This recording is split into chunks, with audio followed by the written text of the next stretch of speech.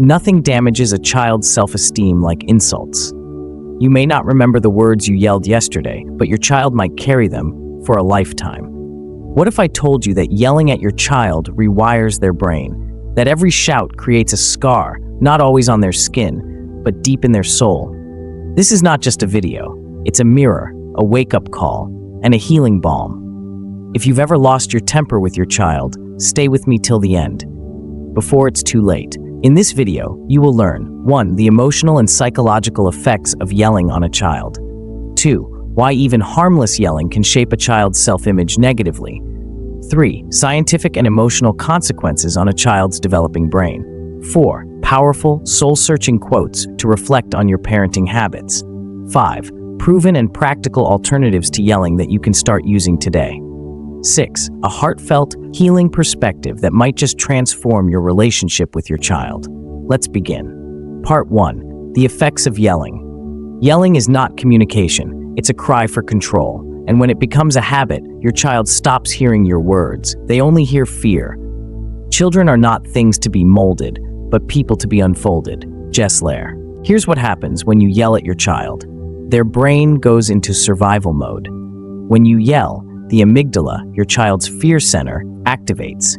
Their body releases cortisol, the stress hormone. Over time, this affects memory, emotional regulation, and even learning capacity. They stop trusting you. A child learns to associate love with fear, comfort with chaos, and authority with aggression. Instead of running to you with their problems, they run from you. They begin to internalize the labels.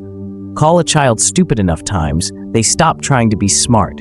Call them lazy, and they stop believing they can ever be productive. What you say becomes their script. Words are seeds. What you plant in the hearts of children will grow, unknown. They become reactive or withdrawn. Some kids grow up yelling too, repeating the cycle.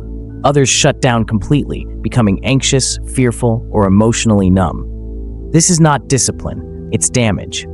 Part 2. Why do we yell? Let's be honest. We don't yell because our children are out of control. We yell because we are. We yell because we feel overwhelmed, unheard, powerless, because we were yelled at too, and no one taught us another way.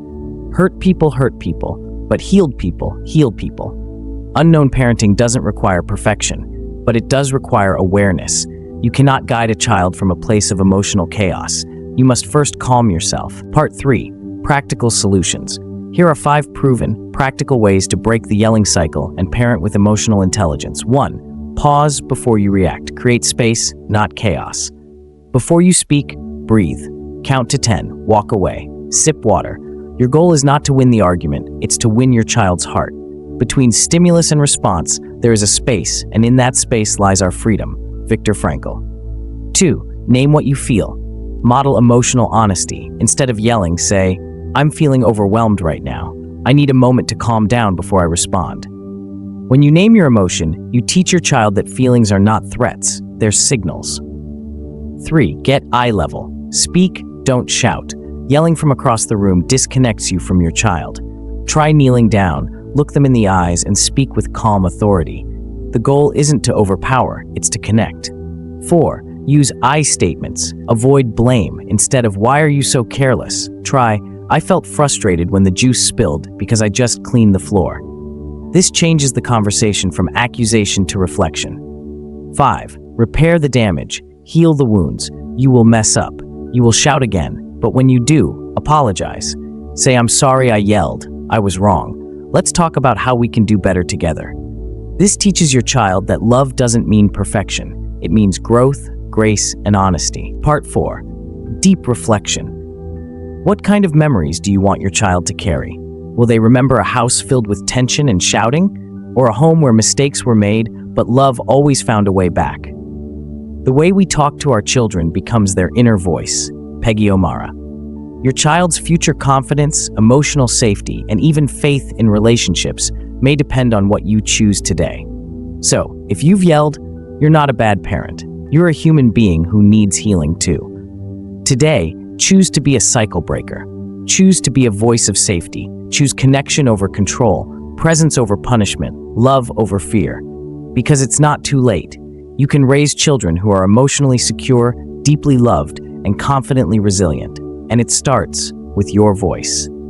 If this message moved you, share it with another parent. Let's raise a generation who don't have to recover from their childhoods. Let's raise them right, not rough. This is Parenting Hacks channel reminding you, a child's heart is a sacred garden. Plant words that will bloom forever.